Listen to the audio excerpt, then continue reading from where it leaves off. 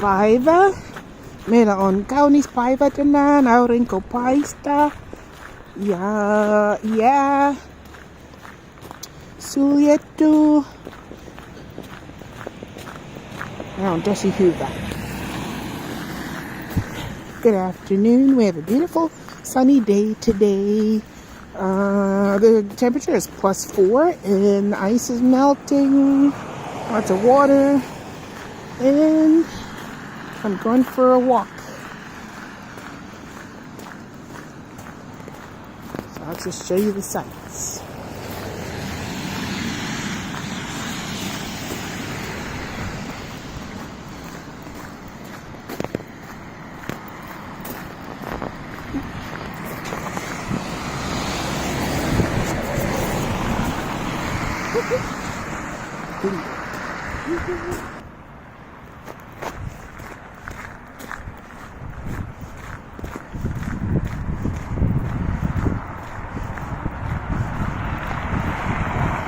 So I had to give a presentation today to my class. Antoi esitys. Niin esitykseni luokalle.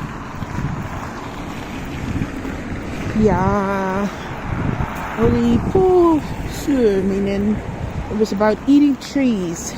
So the story behind it is that in Finland during there were 4 notable famines. I think 2 were during the 1500s and 1 was during the 1600s, and then 1 was during the Civil War, which was in 1918. And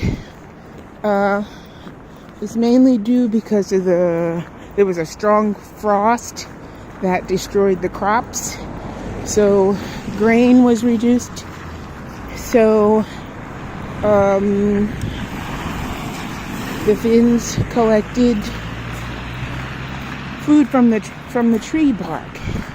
Now they didn't just like go up to trees and eat the bark, as far as I could tell. They took from the inner bark and the outer bark of pine trees and birch trees.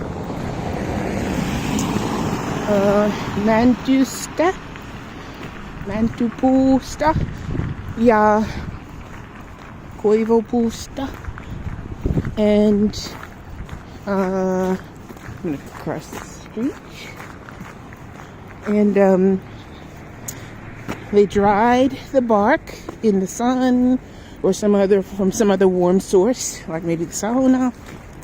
There was a dry sauna, and ground it into powder and added it to their breads, bread making, the flour in the bread making. So it stretched the flour. And based on a couple websites, some people have tried the recipes with them and said it tastes good, and some said it tastes horrible. And one lady even made cookies out of them. So needless to say, I'm looking for that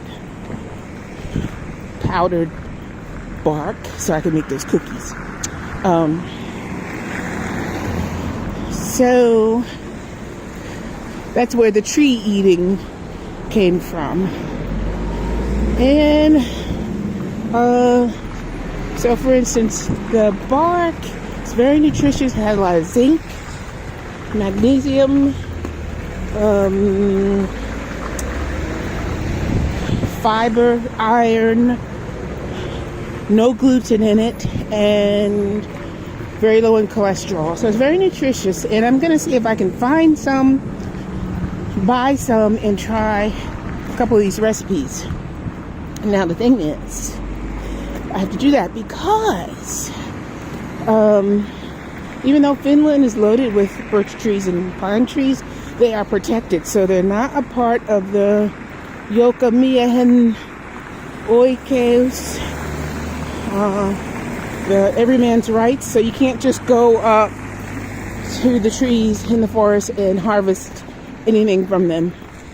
if they are your own on your private land, you can do that. Or if someone has given you permission to do that on their land, you can do that. This person's not stopping. It's okay. But you can't do that from the forest because they're protected, which I'm absolutely fine with. So I'm going to see if I can find a source online to buy the powdered bark. And then try making something from it. So,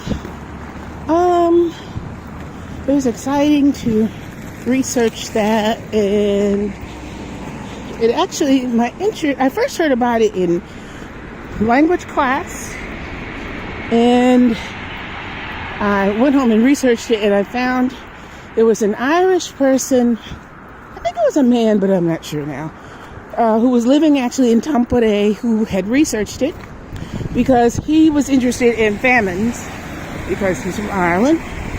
And so he researched it, and then he has a blog online about it, a brief little history blog.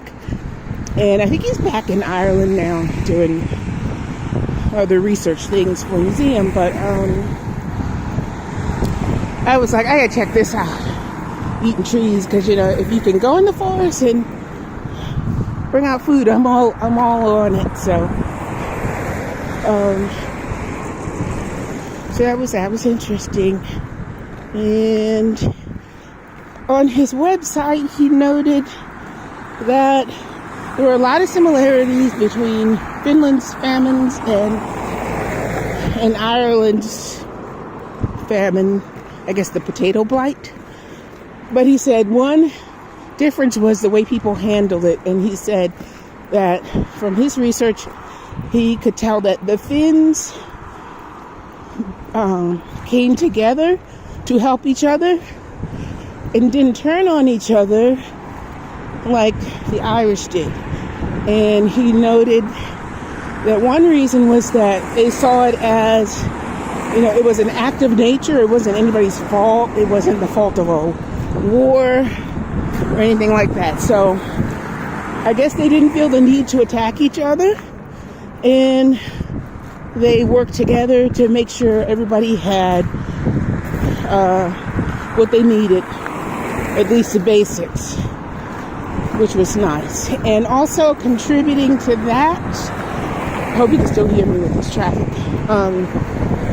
Also contributing to that was the fact that at the time, there weren't a lot of roads in Finland, and this was like during the 1500s and 1600s.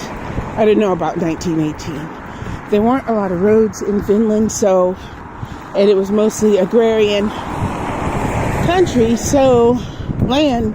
So it was like huge farms next to huge farms, next to huge farms, next to huge farms. So you couldn't really say, hey, I'm going to load up the wagon and we're going to take this food to the next town or a couple towns over, because there weren't really a lot of roads to be used, and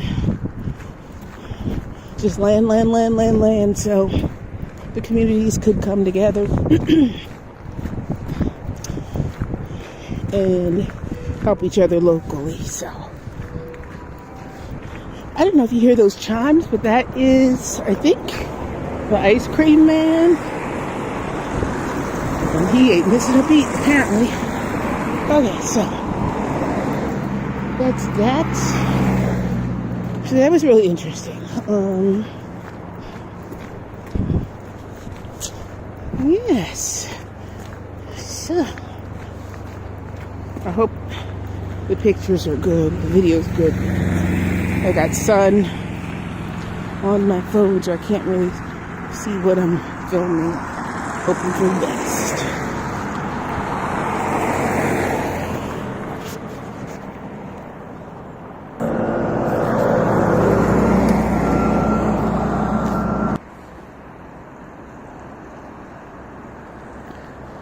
So I'm walking to the library, and I'll turn around and come back. And I think this time my phone will not stop working because the battery got too cold. But at least we're above zero today. Yay!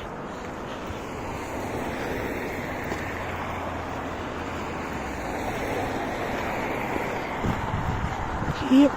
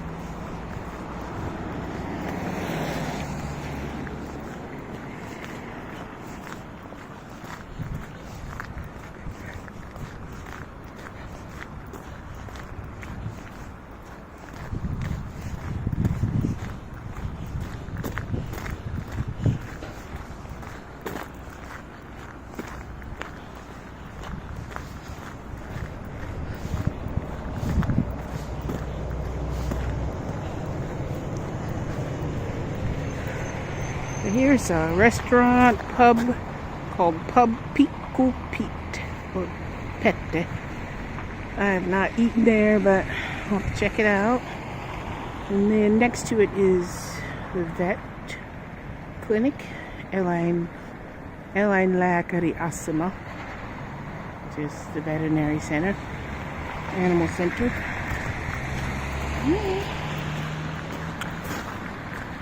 Let's see. There in the distance is the church, historical church. There's Sally, and these new buildings here again. Remember from the other video. And over here, beyond those bushes and trees, is a lake, and I think I'll go over there. Pause this.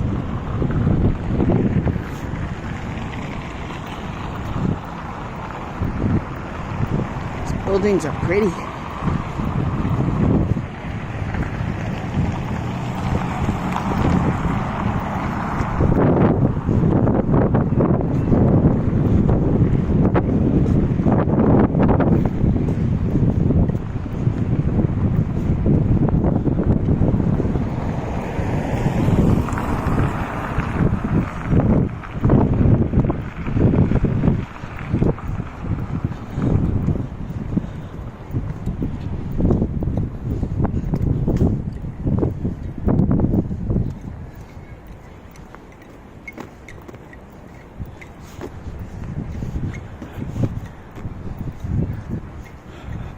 Okay, so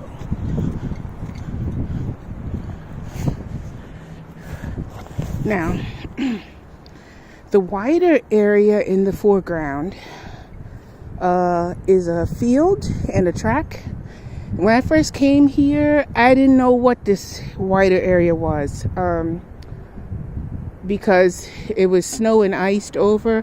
I thought it was part of the lake, but I wasn't sure if it wasn't. Maybe it was just like ground covered in snow and ice. I couldn't tell because it was just snow and ice.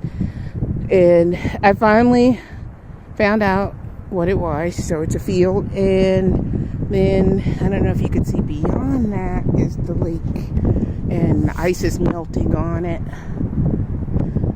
Oh, yeah. Let me see if I can get it right there. The ice is melting on the lake.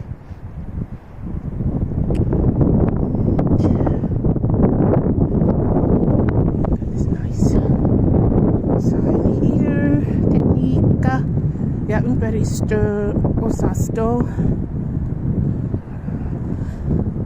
Ylöjärven Vesi Oy, vanha räikä.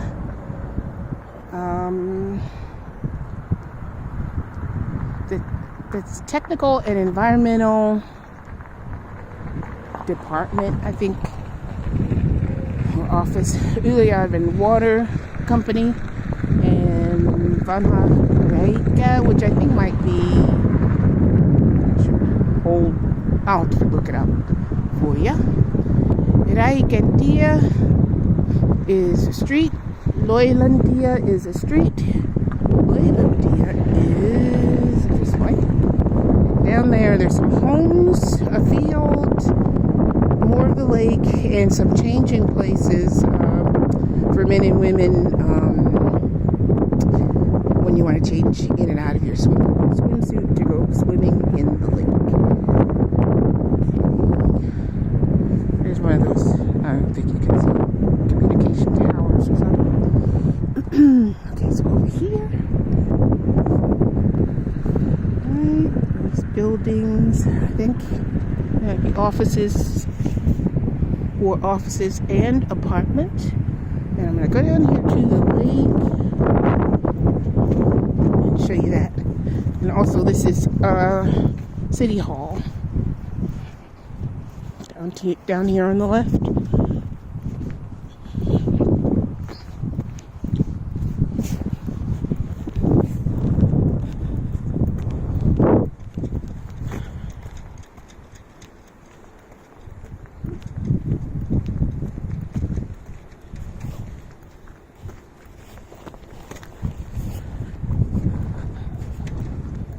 So I have this. It's nice to have this at the Opetus, which is when you have to do school from home because of COVID. I'm kind of enjoying it because I don't have to get up super early, put on layers of clothes, and walk about 15 minutes to catch a bus to go to the city. I don't have to get up or leave out an hour and a half early. I'm liking it. So we'll see how long it lasts. It can keep going to summertime as far as I'm concerned. Yes. Okay, so this here is City Hall, I do believe. And oh, they got a map there. Let me show you this here. So sometimes, when I come down here to the lake, and when it's warm, and put our feet in the water and stuff. So there's also, let's see, some apartments and homes over there in the distance. There's a playground for kids. There is a beach down there. And a field for playing, sitting, laying out in the sun. Sometimes down here at the very end, on the right in that building, they'll sell like sodas and ice creams during the summer. It's really nice. And it's close in walking distance. So one thing I like about here in Finland is you don't have to go far to find a place for recreation. Look, there's somebody skiing there. Yeah, there's actually a short course over there for like skiing or walking and running and biking when the season is right. So, let's pause this for a second. Okay. A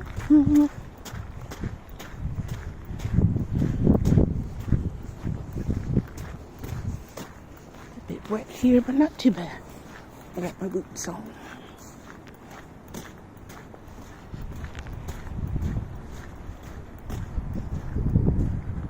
Okay, it's pretty peaceful. Sculpture there. I'm not sure what this old building is being used for now. It was being renovated for a while and looks like it's finished.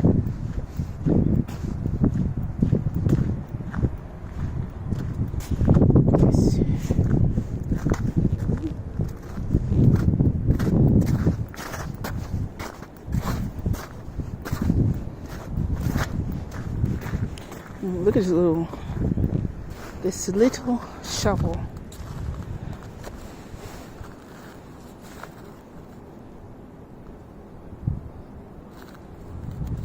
You can see how small it is.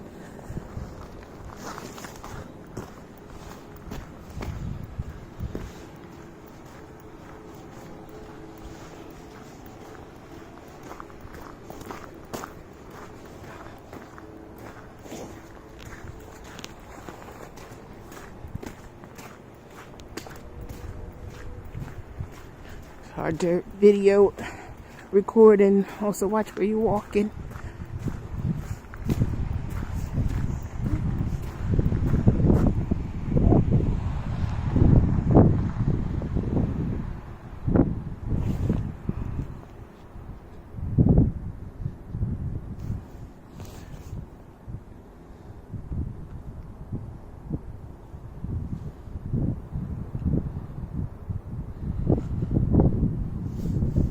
So I'm gonna make my way up here. This is like a courtyard of City Hall, I guess. I say City Hall, but it's not really city. So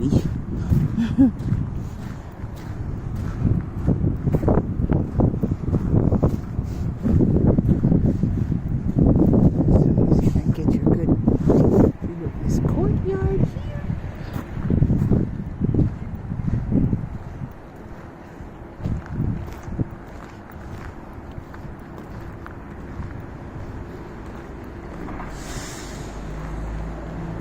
Sculpture there.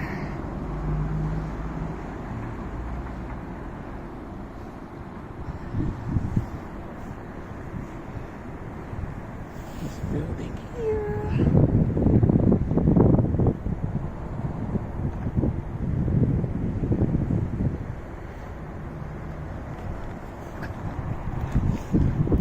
There's the old church, the yellow building in front of us.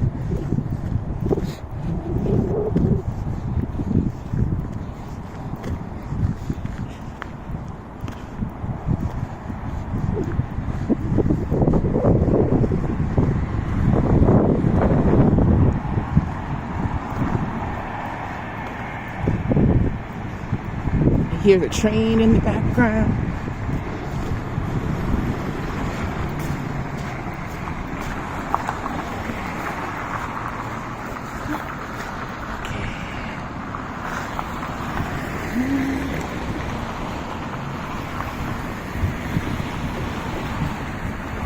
That's City Hall.